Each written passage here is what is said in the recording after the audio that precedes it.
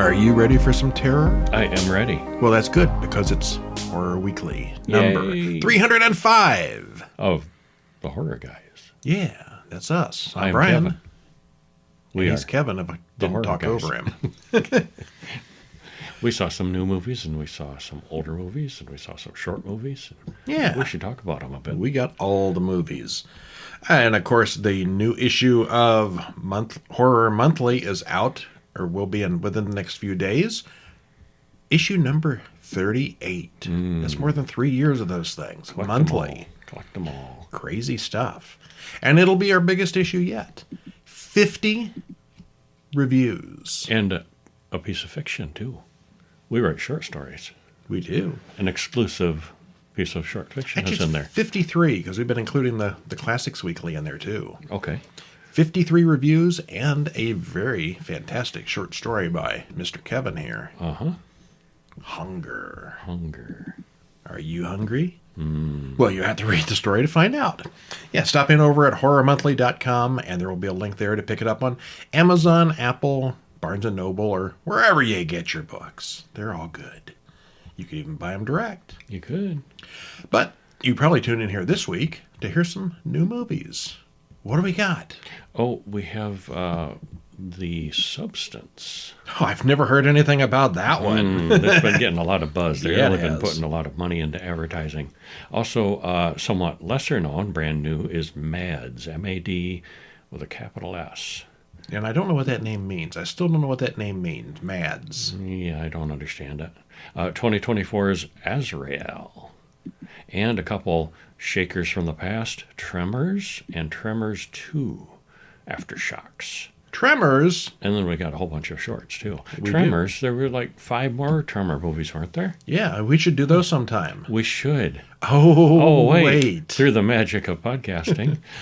Yeah, if you are a paid member at horrorweekly.com, the bonus monthly newsletter and podcast covers Tremors 3 through 7. All the Tremors movies. We watched all the Tremors movies. We watched them all. And we did not hate them. We liked them all, actually. Uh-huh. Some are better than others, but we didn't hate any of them. No. Yeah. So anyway, we're going to talk about Tremors 1 and 2 here, and if that intrigues you, you can listen to the others over at horrorweekly.com. But only if you're a subscriber. Starting out, we've heard about this movie called The Substance. People rant about that like crazy on Facebook and Reddit and wherever people talk about horror. I avoided spoilers and so forth. So did I. Successfully. Written and directed by Coralie Fargett. Stars Demi Moore, Margaret Qualley, and Dennis Quaid. 2 hours and 21 minutes. Certainly the longest thing we saw this It's on week. the long side, but it was totally worth it. I watched the trailer when I was putting the link in the show notes. Uh-huh. It's a very good trailer. It kind of gives some stuff away. It gives away all the rules without giving away the fun stuff. Okay. All right. The rules. Got to switch every week. Yeah. Things like that. Yeah. Spoiler-free. Completely spoiler-free. What happens? Well, when an actress starts losing her appeal to the industry because she's aging, what's better than Botox or plastic surgery? The substance. This was kind of a technological fantasy, almost bordering on a fairy tale sometimes, I thought, with the telling and the visuals. You mentioned afterwards it felt like a Black Mirror story. Yeah, a parallel reality. Uh-huh. Yeah. Demi Moore was great, as was the rest of the cast. It is long and totally worth it. Big thumbs up. Yeah. Yeah, there's really only 3 main characters to this, and they all did good. Mm-hmm. Dennis Quaid was just ridiculous. And there's a few supporting folks, but it was mainly those 3. Well, we start off, not going to spoil it because you may not have seen it. It only just recently came to streaming. Someone injects an egg yolk with a drug, and the yolk duplicates itself. Okay, well, we cut to Workman making a Walk of Fame star for Elizabeth Sparkle. We see that years pass, and people mostly forget about Elizabeth Sparkle. She's now doing exercise videos. Harvey, the producer, wants to replace her with someone much younger and hotter. Find me somebody new, now! She overhears the whole conversation, and we soon see what a pig Harvey is when he fires her. Okay, so that's a Hollywood story for you. And it's her birthday, too. She turned 50 and it's time to be fired. Because she nobody turned wants you after 50. 50. It's over. Yeah. On the way home from the studio, Elizabeth is in a car accident. She's really not having a good birthday.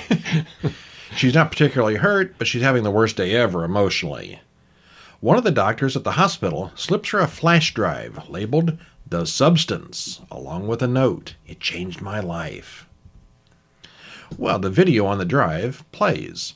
Have you ever wished for a younger version of yourself? A better version of yourself? And she throws it in the trash. Well, she's 50, just got fired, so she thinks again. In the morning, she sees a casting call in the paper for her former show. They're replacing her. She calls the number on the drive, is given an address, and goes there after she receives a magnetic key numbered 503. It's a very sketchy-looking place.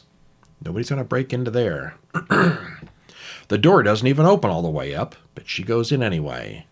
There's no one there, but she does find box 503 for her in a kind of a locker room.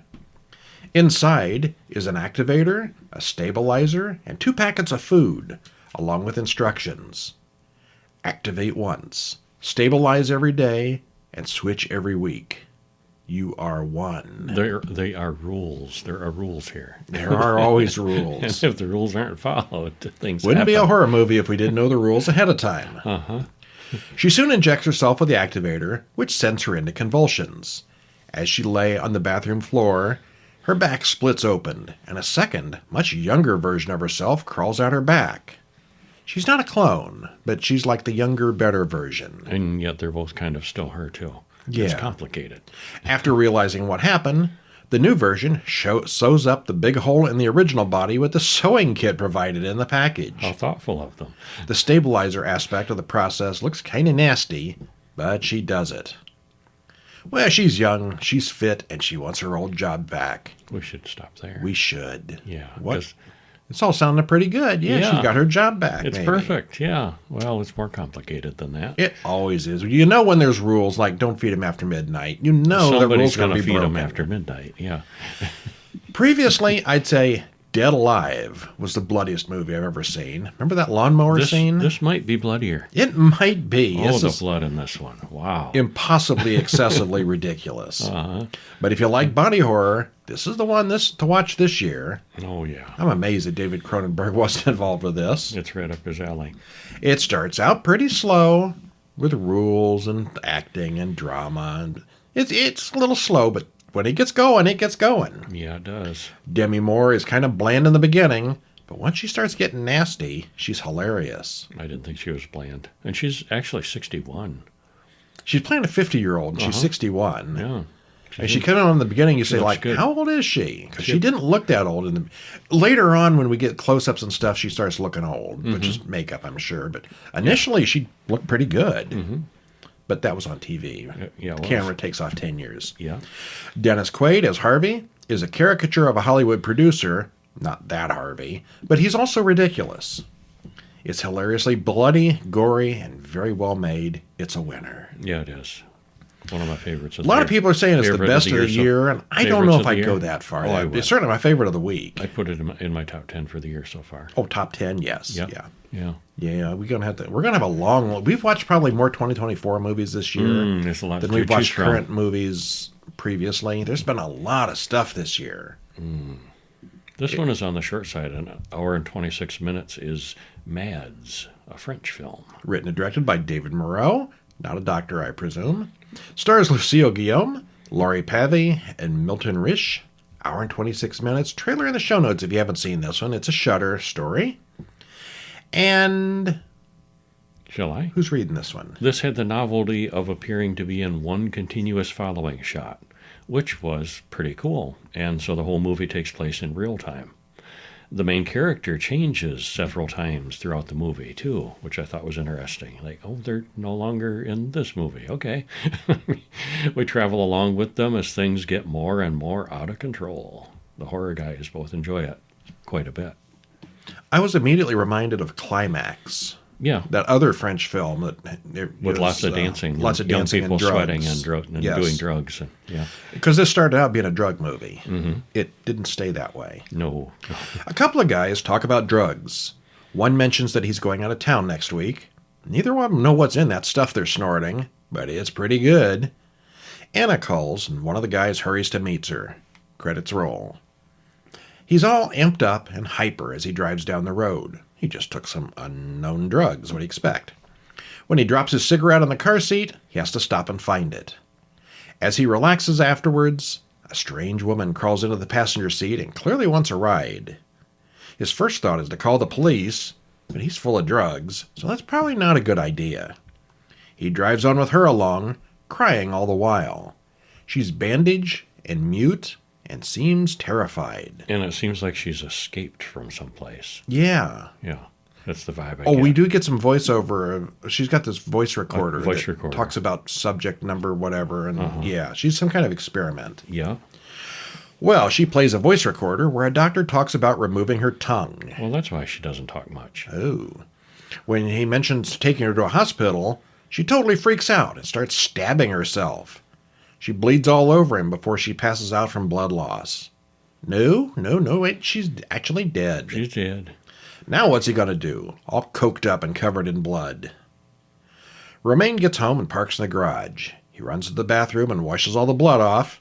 His father calls, which gets Romaine back on track. It's his birthday, after all. This is like the birthday week. Mm-hmm. He goes out to the garage, and the dead woman is gone. Oh, crap. Did she get up and walk? Well, But we she don't was know, dead. because Anna comes to the door with a bunch of his friends, and they drag him off to a party right then. Not too long afterwards, the alarm on his house goes off. Because someone's in the house. And we'll stop there. We should, Yeah. because it goes on from there. And it takes several turns. Mm-hmm. It was, as you said, it was filmed in one long tracking shot with no breaks. Because of this, it's also done in real time. So the whole story is like an hour and a half long. Mm-hmm. And the point of view character changes 3 times. First Romaine, that we already talked about. Then Anna gets to be the main character. And lastly, somebody else we haven't talked about called Julia. We don't really know what's going on until the end. And even then, we don't get any specifics. I think leaving so much unexplained made it more interesting. I'd too. say at I least liked it. half the movie, I thought he was just, a drug thing. Mm-hmm. Yeah, that's what I thought. Yeah, it's good. It's more complicated than that. And this is French with subtitles, Mm-hmm. but there's quite a bit of talking right in the beginning. But after the action gets going, there's a lot less talking. Mm-hmm. So if you don't like subtitles, deal with it for a little while and it gets better. All right, now if you like movies with no talking, It's almost a silent movie. this next one is 2024 is Azrael. Directed by E.L. Katz, written by Simon Barrett, stars Vic Carmen-Sonne, Samara Weaving, and Katarina Unt. Oh, what a name. Unt. I like that. Hour and 26 minutes, trailer on the show notes. Spoiler free, this one is almost entirely without dialogue. Almost? Yeah. Was there dialogue? There that was. foreign guy. Yeah. Uh-huh. It was interesting, but the reason was kind of contrived and didn't make a lot of sense. Both of us found it pretty dull for the first hour. I thought it picked up my interest some in the final stretch, but Kevin was mostly looking forward to it being over. It was a relief. Yeah, I didn't really enjoy this one. I give it a thumbs down. I think, well, there are details we don't get, but I think the ending explained a lot of it. Yeah. But whether it was worth the trip is debatable. Mm-hmm. All right, well, what happens? Many years after the rapture, we are told, among the survivors, some are driven to renounce their sin of speech. Okay, so this is after the rapture, which is a religious thing. So there are going to definitely be some religious themes here, probably Christian themes. So this is a cult where they have renounced speech. Survivors, so it's post-apocalyptic. Mm-hmm. And they don't speak. It says they renounce their sin of speech. Mm-hmm. But there's several places here where people need to signal each other, or they're in great pain and don't scream. It's more like they can't talk. Mm-hmm. Like it's been taken away. And that is never explained. And I think that is one of the big weaknesses. I would like to know why that is. Yeah, I would too. Other than the director thought it was a cute gimmick. Well, Azrael silently walks through the woods. She sees Cannon with a fire and runs to put it out. They're together, but they seem to be hiding from someone. She runs off and eventually encounters 2 men who drag her and Keenan away. And credits roll. Well, after driving for a while, They do have cars. And gas. They unload Azrael and they walk through the woods some more. They tie her to a chair, and Josephine cuts her leg. The wind gets all spooky, and the group turns their backs on her and starts breathing heavily. A strange black man-like creature approaches her from the trees. Things do not go according to plan, and the woods demon ends up killing one of the men and drinking his blood. And Azrael runs off in the confusion. They tried to sacrifice her, and she got away. Well, later, Azrael takes a break from running, and another of those strange black men comes after her. She hides, and it misses her. She continues on down the road, hoping to retrace her steps and join Keenan. She follows tire tracks to the people's camp and sees some of her own kidnappers there. So she's going to interact with this whole village of people that were trying to sacrifice her, and we're going to leave it off there. Yeah. Yeah. Well, she's being hunted. She's silent. And They're all silent. Yeah, everybody's silent. It's not just her. Uh-huh. Okay, why would everyone suddenly stop speaking? It's clear that Azrael, the main character is Azrael, that she would have spoken in a few scenes if she'd have been able to. Even if it's just yelling, screaming, or something like that. Why couldn't they? Yeah. Yeah. They do hiss and whistle, but they don't use any sign language. The visuals are nice. It's mostly filmed in the woods, so the scenery is good. And the people's camp looks like, it looks like a lived-in camp. That's all there is. Mm-hmm. What little of a plot there was easy to predict once we saw certain things. I'll let you read the spoilers. Don't spoil on that. Yeah. If you want to read the full spoilers on any of these, go over to horrorweekly.com and it's there. Full spoilers. Anyway, I liked the ending, but the first hour was pretty dull. I will judge this as mediocre. Mm-hmm. It didn't impress me. Thought it was long and dull. There were some horrifically realistic gore effects. I'll give it that. But, it was, That didn't stand out to me. Good fight for choreography. Azrael took an unrealistic amount of abuse. Oh, yeah, she got beat over the damage. head and knocked out like 38 times or something like that. Yeah. Yeah, that's always ridiculous when that happens. Mm-hmm. Well, we should move on. But that's to kind of better explained movies. at the end, too, in a way. Yeah, but it kind of gives it away, too. Yeah, well, we're Yeah. not going to spoil it, no. Yeah. All right, well, there's 3 brand new, very hot movies. Let's go back in time. To We've been doing 1990. all new movies in September, all new movies in October. Hey, Halloween's over. 34 years ago? Dang. Tremors, directed by Ron Underwood, written by S.S. Wilson, Brent Maddock, and Ron Underwood. Stars Kevin Bacon, Fred Ward, and Finn Carter. Hour and 36 minutes long. Not starring Michael Gross yet. Nope, not yet. Only a supporting character. He shows up in those later movies. Mm-hmm. Well, spoiler-free. Spoiler-free. This is a high-action creature feature with a lot of humor. The practical effects hold up pretty good for what they are.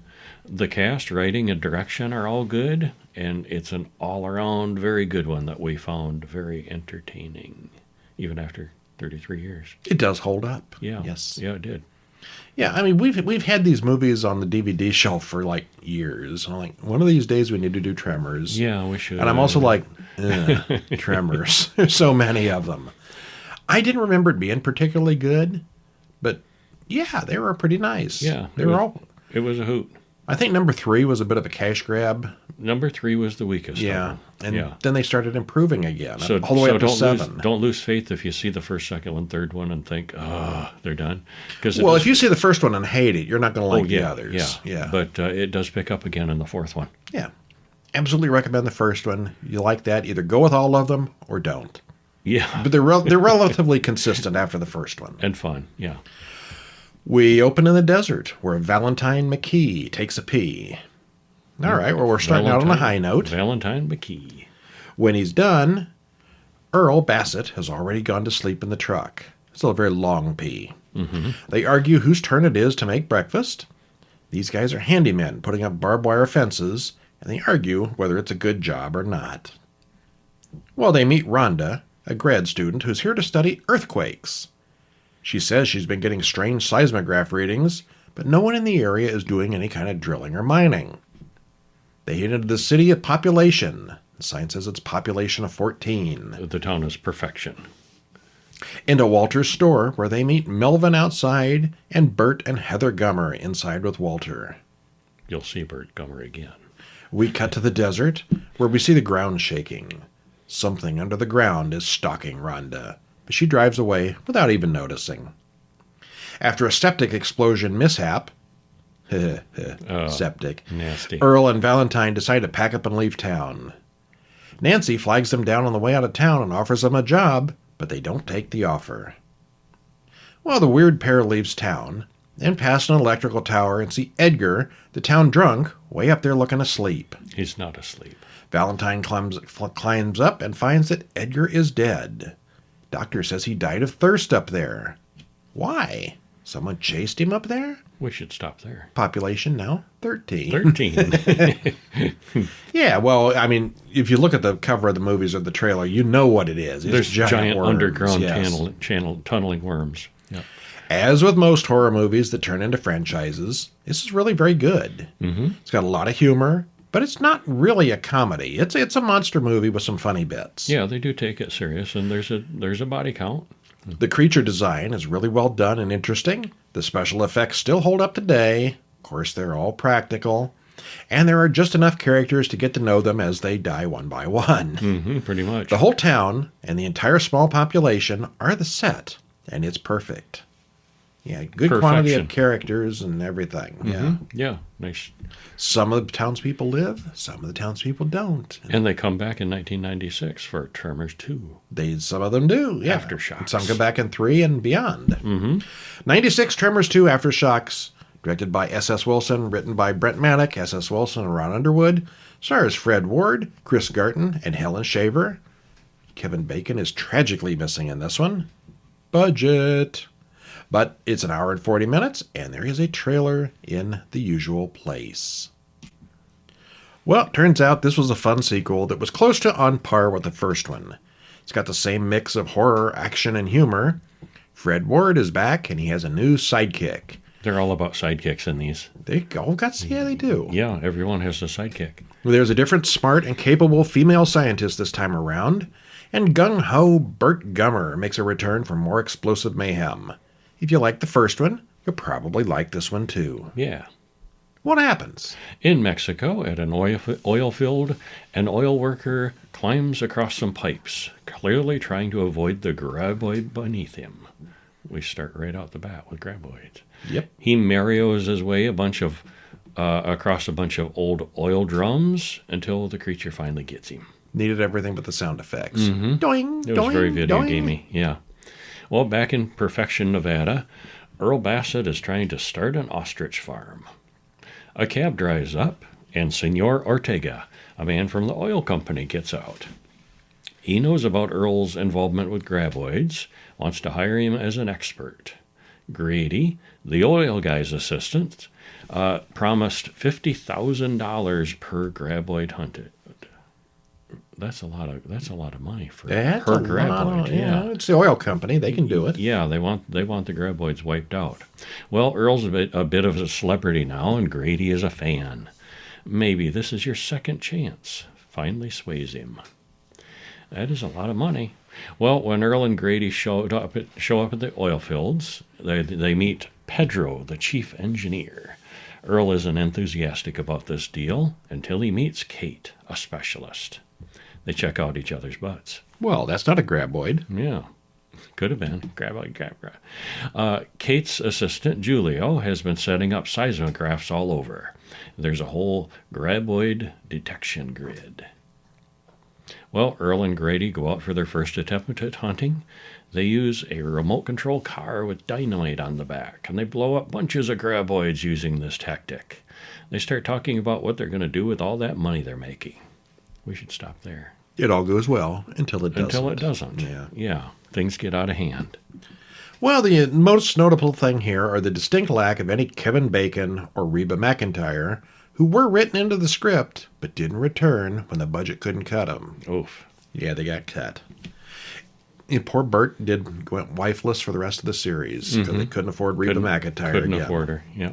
It's got most of the fun of the first film with some new monsters and twists. Now, this is one of the big keys of this whole series. Every movie the rules are a little bit different. Yeah, they all change. Yep, they mutate and grow different things. Yeah. It's got most of the fun of the first film. So, yeah, if you like the first one, it's maybe a little step down. A little bit, but not very big.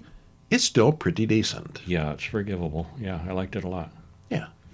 And again, we're not going to talk about the other movies here, but if you want to hear about Tremors 3, 4, 5, 6, and 7, check out horrorweekly.com in the paid membership section, and you can pick them all up. Or you can wait till next month. Actually, no, this month. In a couple of days, you can pick up Horror Monthly. It's November now. It's in the book. It's in the monthly magazine. So all 7 Tremors movies are available there. Cool. You don't have to subscribe. You can just pick up a single copy. But now it's time for 5 short films, starting off with 2024's Family Descent. Written and directed by Brody Joe Scalise. Stars Sean Deppner, Praneet Akila, and Gabriel Miller. It's, actually, this one is not available to watch right now. It's doing the festival circuit. But we'll keep an eye out for you and let you know when it comes available for everybody. And if you happen to see a chance, catch it. Yeah. It was very good. It was. What happens? Well, John and Ari are a gay couple. They arrive at John's parents' house. His father has recently died, and this is the first time John's been home in a while to hear the reading of the will. Well, that night happens to be a rare lunar eclipse, so it's all red. His mom is in bed, so the 2 guys quickly get busy on their own bed. And they're really surprised when Mom shows up, and John goes downstairs to find her. She wasn't in bed. No. She's got the whole family there as a sort of a surprise party. Surprise! Yeah, all the relatives comment on how big and good-looking John has gotten. Oh, the girls must eat you up.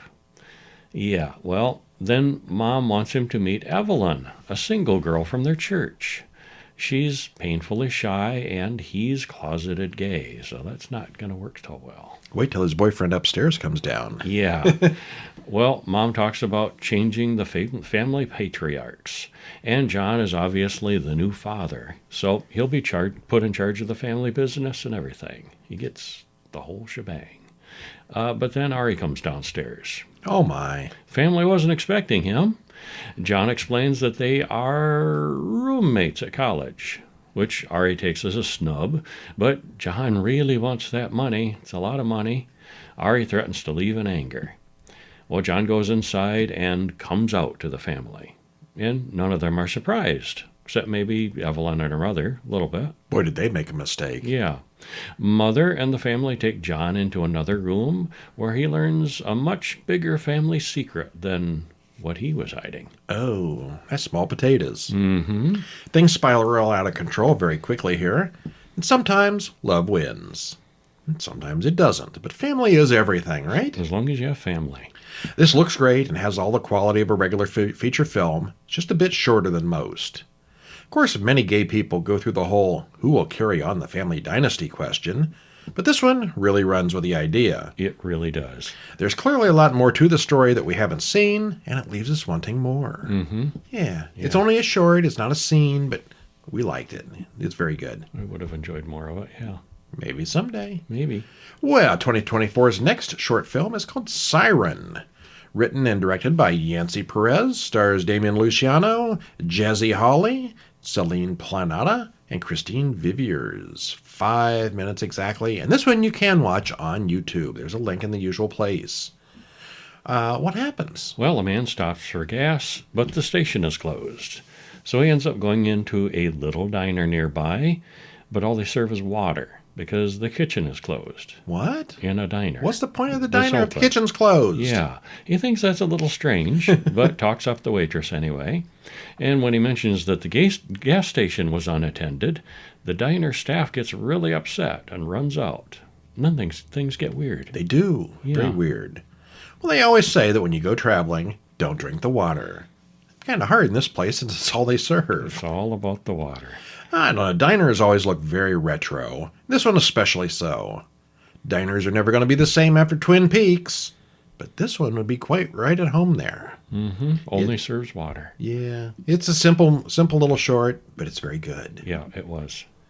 Oh, speaking of water, you know what happens if you put water in your phone? You should put it in rice. Yes, the next short film is called Put It in Rice. Somebody went with this as an idea. Written and directed by Nicholas Jandora. Stars, Nicholas Jandora and Jackie Lee. 5 minutes and 1 second. Okay. This is on YouTube. Nick gets his phone wet. His girlfriend tells him to put it in rice to dry it out. He does, and it works fine afterwards. It's miraculous. When he spills water on his laptop, rice also brings it back from the dead. And he says it actually seems faster afterwards. It's a pretty useful trick. How far can you go with this trick? Oh, too far. Yeah. You can go too far with it. This was pretty great. It's fast-paced, well-acted, and absolutely clear what's going on and why. It's a logical progression of events, and it's a lot of fun to watch. That was probably my favorite short of the week. Yeah, mine too, I think. Yeah. The next one's very good, though, but I think the Put It in Rice is my favorite. Yep. The Bloody Ballad of Squirt Reynolds. Directed by Anthony Cousins. Written by John Karsko and Anthony Cousins. Stars Brianna Patnode, Nathan Timoshuk, Justin Jones, and Laura Matson. It's 7:31. All right. Well, a bunch of young people sit around a campfire while one guy plays the keyboard and tells them a story about a child who went to camp there long ago. He was disfigured and wore a Burt Reynolds mask all the time until the other children played a cruel trick on him. Now, years have passed. You know where this is going already. Years ago at a camp and cruel tricks and it's said that he is still living in the woods. No, he wouldn't be. That's just ridiculous. Nobody would do that. Yeah, it's another send-up of Friday the 13th films, but this one is just especially funny. It's the same old story, but they changed enough of the details to definitely make it worth a watch. It was very funny. I liked it. Yeah, very, very good. And the last one is a very short one. This was disturbing. Go Away, Baby. Written by Denman Hatch, Michael Malco, Michael Turnbull, Peter Hatch, and Sam Sandman. It's got some weird credits, so I don't know who did what. So those people were involved. It stars Daniel Lewis Hogg and Kayla Ironside. 3 minutes, 32 seconds. The doll. A baby doll. A man tries to play video games, but a stupid baby doll keeps staring at him. Don't you hate it when that happens? Yeah, I do. He puts it in the next room, but it comes back. It comes back, and he drop kicks it out the door. It always seems to return. How can he get rid of this thing? Well, there's almost no dialogue here until the end. It's just him and the doll. But it's always clear what's happening, although we don't know quite why until the end. It's well shot, bristly paced. Very nice. Very good. Very disturbing. Yeah. All right, well, that is it for this week. Tune in next week where we will have 5 more movies and some shorts of indeterminate number because that's the way we roll. Yeah, I think we may have an indie film or two, in which case we kind of short you on shorts for that. But we'll see. Indie films are so worth it, though. Halloween is over. How long can we keep up the new films? And pretty soon there's going to be Thanksgiving movies and Christmas movies. Well, there are some Christmas horror movies. We've done a lot of Christmas horror. Yeah. I think we've only done like 1 or 2. No, we did. What was that? Gobble Gobble movie. Yeah. Yeah, we did a whole string of Thanksgiving movies, too. Yeah, we have. We're running out of holiday movies. We need more holidays. We'll never run out of Christmas movies. Oh, I don't know. So many of those out there. We did 30 a couple of years ago. 30 Christmas movies at one time. That was only a fraction of what's out there. There are more, yes. We need to see if I don't think we could do 30 in December again. Could we? I bet we could. Could we? Tune in to find out. Yeah, well, tune in next week. We'll have more stuff. Go over to horrorweekly.com and you can read the full spoilery synopsises of all of these movies. You can also read all those ones about those extra Tremors movies. And stay tuned next week where we'll have more good stuff. I'm Brian. And I'm Kevin. We'll see you next week. See ya.